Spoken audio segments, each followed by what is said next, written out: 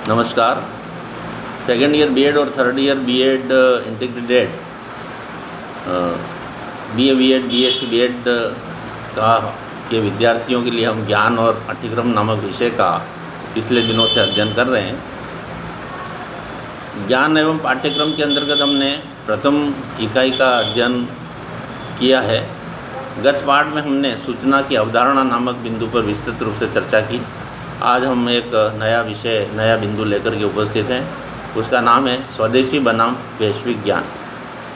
विद्यार्थियों, सर्वप्रथम हम स्वदेशी ज्ञान या उसको हम देशज ज्ञान भी बोलते हैं, उस पर थोड़ा उसके अर्थ, महत्व और उसकी विशेषताओं पर आज विचार करते हैं। स्वदेशी ज्ञान अर्थात ऐसा ज्ञान जो किसी स्थान विशेष का अवलोकन करने में विशेष रूप से पाया जाता है। किसी स्थान विशेष का अवलोकन करने में विशेष रूप से पाया जाता है तथा स्थानीय विशेषज्ञों,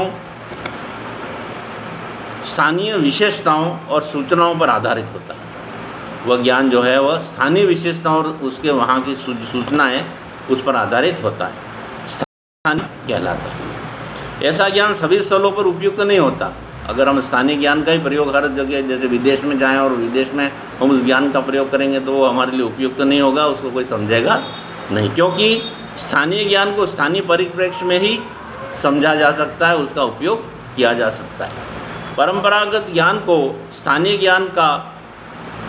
ज्ञान या देशज ज्ञान के नाम से भी जाना जाता है।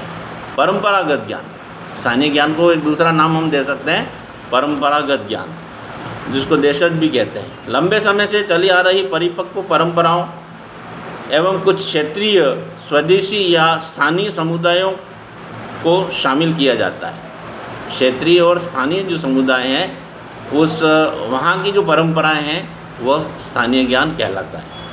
स्वदेशी या स्थानीय ज्ञान एक विशेष भौगोलिक क्षेत्र में रहने वाले लोगों द्वारा विशिष्ट परिस्थितियों में विकसित किया जाता है। हर स्थानीय जो समुदाय होता है वह अपनी विशिष्ट परिस्थितियों में उस स्थानीय ज्ञान का विकास करता है। पारंपरिक या स्थानीय ज्ञान उसे हम कहते हैं जो विशिष्ट परिस्थितियों में स्थानीय लोगों के द्वारा, विशेष समुदाय के लोगों के द्वारा विकसित किया जाता है और उस ज्ञान का वो आदान प्रदान करते हैं, आपस में जो है वह व्यवहार में लाते हैं। जैसे इसके लिए विभिन्न तरह के क्षेत्र जो मैं बता रहा हूँ आपको, वह क्षेत्र इस तरह से हैं कि विशेष भाग में वहाँ का जो स्थानीय जो विशेष भाग होता है, विशेष क्षेत्र होता है, उसमें लिखा गया साहित्य, स्थानीय भाषा में लिखा गया साहित्य, क्षेत्रीय भाषा का जो ज्ञान। दूसरी बात, इतिहास, वहाँ का उस क्षेत्र विशेष का इतिहास, स्थानीय राजनीतिक आंकड़े, राजनीतिक परिक्षेत्र में सामाजिक मूल्य, स्थानीय परंपराएं, स्थानीय सभ्यता, स्थानीय संस्कृति और स्थानीय जो कानून, वहाँ के जो रीति रिवाज वगैरह हैं, परंपराएं हैं, एवं भौगोलिक और सामाजिक विशेषताएं, ये क्षेत्र उस स्थानीय ज्ञान के अंतर्गत आते हैं। किसी भी क्षेत्र में स्थानीय ज्ञान शहरी और ग्रामीण लोगों की मानवीय बौद्धिक संपदा मानी गई है। चाहे वो शहर में रहता हो, चाहे वो ग्रामीण क्षेत्र में रहता हो, तो वहाँ का जो स्थानीय लोग हैं उनकी वो एक संपदा है, बौद्धिक संपदा, उसको संपदा के रूप में प्रयोग किया जाता है और वह अपने अस्तित्व को बचाए रखने के लिए उस संपदा का प्रयोग करते हैं। समय समय पर उनका अस्तित्व, वह हर कोई व्यक्ति अपना अस्तित्व बचाए रखना चाहता है, तो वह क्षेत्र स्थानीय लोग भी अपने अस्तित्व को बचाए रखने के लिए उस बौद्धिक संपदा का समय समय पर प्रयोग करते हैं। तो इस तरह से उसको एक बौद्धिक संपदा भी माना गया। तो उसके अर्थ के बारे में हमने विचार किया। अब हम एक नया बिंदु लेते हैं, महत्व।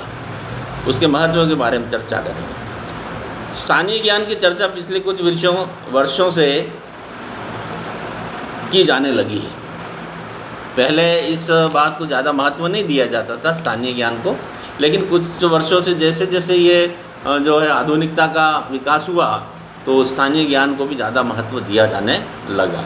इसमें बहुकृषि तकनीक, कीट नियंत्रण, फल की विविधता, कृषि विविधता वनस्पति की विविधता, मछली प्रजनन तकनीक, मानव स्वास्थ्य के लिए जो पारंपरिक चिकित्सा पद्धति है, पारंपरिक मृदा का संरक्षण, सिंचाई, प्राकृतिक संसाधनों और मौखिक जो हमारी परंपराएं हैं, और शिक्षा के क्षेत्र में स्थानीय भाषा का प्रयोग, ये उसके क्षेत्र हैं।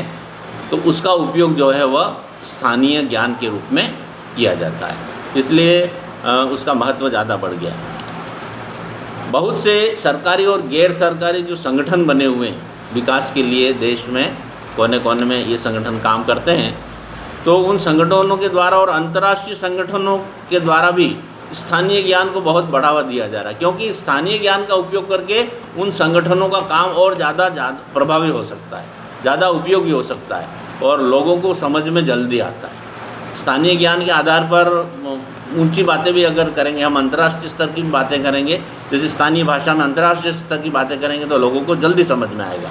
तो इस तरह से स्थानीय ज्ञान जो है वह हर क्षेत्र में अभी बढ़ावा दिया जा रहा है, जिससे उनकी जो नीतियाँ बनी हैं, जो संगठन बने हुए उनकी जो नीतियाँ हैं, उसको लागू करने में सरलता महसूस होती है या उसको प्रभावी बनाया जा रहा है। तो इस तरह से हमने उसके महत्व की चर्चा की कि स्थानीय ज्ञान का क्या महत्व है। अब हम थोड़ी सी विशेषताओं के बारे में दृष्टि डाल देते हैं। ये जो विशेषताओं के बारे में पहली विशेषता हम ये बताएंगे कि स्थान विशेष के अवलोकन से प्राप्त ज्ञान होता है। स्थान विशेष का अवलोकन करें, उसको देखें और उसको ऑब्जर्व करें। ऑब्जर्व करने के बाद जो ज्ञान प्राप्त होता है उसको हम स्थानीय ज्ञान कहते हैं। दूसरी बात, इसका विकास अस्तित्व के संघर्ष के लिए होता है। पहले मैंने ये अस्तित्व संघर्ष की बात बताई है। हर क्षेत्र के लोग ये चाहते हैं कि हमारा अस्तित्व बना रहे, हमारा दबदबा बना रहे, हमारा वर्चस्व बना रहे, हमारी पहचान बनी रहे। उस अस्तित्व के संघर्ष के लिए स्थानीय ज्ञान का प्रयोग किया जाता है। तीसरी बात है, यह ज्ञान राष्ट्रीय विकास की दिशा और दशा को निर्धारण करता है। राष्ट्रीय विकास के लिए जितनी भी योजनाएं बनती हैं उसकी दशा और दिशा का निर्धारण ये स्थानीय ज्ञान करता है। स्थानीय ज्ञान के आधार पर अगर अपन विकास के कदम उठाएंगे तो निश्चित रूप से सफलता मिलती है। दूसरी बात, यह ज्ञान एक पीढ़ी से दूसरी पीढ़ी तक हस्तांतरित होता है और इसका कोई लिखित दस्तावेज नहीं होता। लिखित में हम उसको दस्तावेज के रूप में प्रस्तुत नहीं कर सकते या लिपिबद्ध नहीं कर सकते। स्थानीय ज्ञान, उसका शोध क्षेत्र बहुत व्यापक होता है। जगह जगह स्थानीय शब्दों का प्रयोग, स्थानीय भाषा का प्रयोग, स्थानीय वस्तुओं का प्रयोग, स्थानीय परिस्थितियों का प्रयोग, इस तरह से हम जो है स्थानीयता को महत्व देते हुए एक उस ज्ञान को, अर्जित ज्ञान को एक पीढ़ी से दूसरी पीढ़ी तक मौखिक रूप से ही हस्तांतरित करते हैं। इसका कोई लिखित रूप में दस्तावेज नहीं होता।